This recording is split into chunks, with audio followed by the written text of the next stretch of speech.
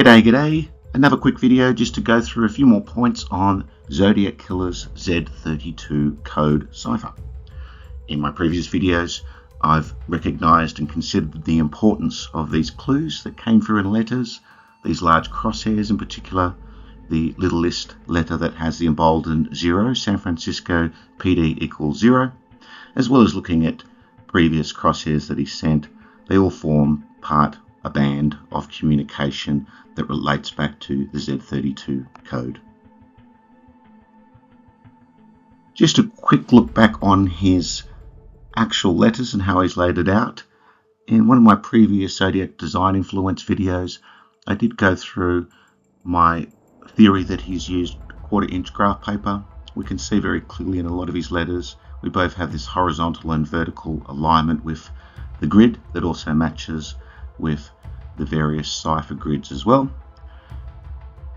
And we can see here one of his neatest letters, just how clearly we can get that horizontal line, which is less easy to do with normal line paper. So I believe that he's done not only his ciphers but all his letters and his drawings over a light table or graph paper.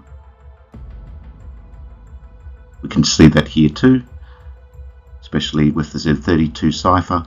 We have the horizontal alignments and the vertical alignments, and we can see here as well on the Presidio letter how it's indented, and it all fits in really neatly with that 1/4 inch graph paper, as does the 32 cipher. So we went through the first bomb diagram crosshairs that pointed out victims, with perhaps 2 unknown victims, because at this stage he talked about killing 7 people, but there are only 5 known canonical crimes at that point. But the interesting part of this, of course, that it's rotated to magnetic north is how it shows the victims. In my design influence videos, I also went through connections with landscape architecture, civil engineering, survey or land management, those sort of design and engineering aspects where it seems likely that the Zodiac has been influenced or has copied some of his diagrams from the bus bomb work. The drafting is actually reasonably well done. It shows evidence of vocational training, and from Grade Easy 1967 it looks like he's copied his diagram directly off this, or is certainly aware of such drafting techniques, ability, and one has to question why he would even do something like that. He could just describe his threat. He's tried to do it in a site plan. So I always felt like there's a link to landscape architecture, planning, engineering. We've also gone through just how the map needs to be coupled with the code. While a lot of people do recognize that a short code like this could have infinite mathematical possibilities, I personally believe it's probably a lot more confined because of the constraints of the map. We have geographical areas. We have some fairly clear instructions and that relate back to survey. And of course we have the constraints of the code itself. So I'd worked up a number of solutions, some uniquely mine, some of them particularly based off Grinnell Jews's work, where they looked at Ingleside Police Department and an embankment near there. But there's also the Oakland estimate 4 radian and 3 inches, and also this one up here, Rodeo estimate 5 radian and 3 inches. They're all good. They all fit the code. It's then the question of, well, where do we land on the map? We also have this problem of estimate ranges, that if we look at both the radian papering and the inches, we get huge tracts of land across San Francisco.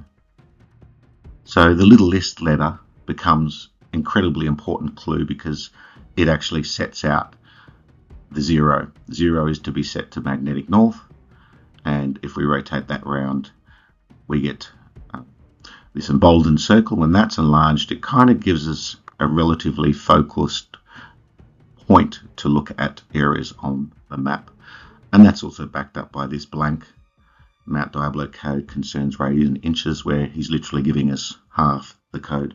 So I had focused in on Mountain View Cemetery because it fits relatively well with this tract of land for the memorial cemetery. And if we zoom in even further, we can see, if I highlight over the emboldened, we're close to the 3-inch, further away from 2-inch, which won't match the code. 4-inch over here into the harbour or Treasure Island won't fit the code, and 1 won't fit the code. So it actually does give us a fairly good location this way. We could stretch it back a little bit towards Morago and into the mountains, or we could take it down towards Emeryville, but there's not really much here in that suburban tracts of land. The most obvious landscape within here is the Memorial Park of Mountain View Cemetery. If we go in even further, let's have a look at what we actually have in this cemetery. It's very difficult to get this completely accurate, but again, like I was saying before, we can see there's not much happening here that's finite in the suburban areas of Piedmont and North Oakland, and the same as we go back up into the hills back this way. So it makes a fairly compelling location to explore. One of the recent theories has been it's Elizabeth Short's grave site, and even in the code we could potentially even look at the solution estimate for radian and 3 inches of having ES Elizabeth Short, an ID, an identification, but really I think that's coincidence. Can't prove that, but we can prove some things that do directly link to Zodiac. The first and most obvious, if anyone's ever looked at Mountain View Cemetery, is crosshairs. There's 2 main crosshairs within the cemetery park design. One with just pathways in an inner circle, and another one where you can't quite see the crosshair because of trees. Then we have Elizabeth Short's grave as well. And we also have perhaps the symbolic gesture of slaves in paradise, that as a cemetery, there's thousands of people buried here, some quite important, a lot of important tombs as well. And it's a important landscape architecture design that's now heritage listed. So let's take a look at that. But I suppose overall, this inner circle, we can't really pinpoint anything. Even if we go right to the center of that circle, that's getting too finite in terms of a survey or a pinpoint accuracy. But we do have these symbolic gestures, the crosshairs, that could be symbolizing Zodiac's moniker and his signature. The Mountain View Cemetery landscape design, of course, was designed by Frederick Law Olmsted, one of the most famous landscape architects in America. He did Central Park in New York. This is his only cemetery design.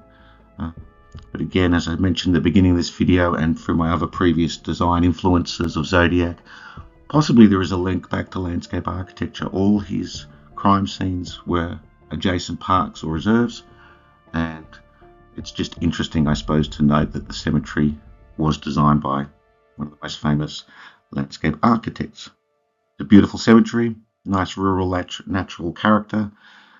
There may be also some links, again, back to slaves and paradise. He's talking about the afterlife, the darkened dungeons, perhaps tombs. There could be something symbolic in that.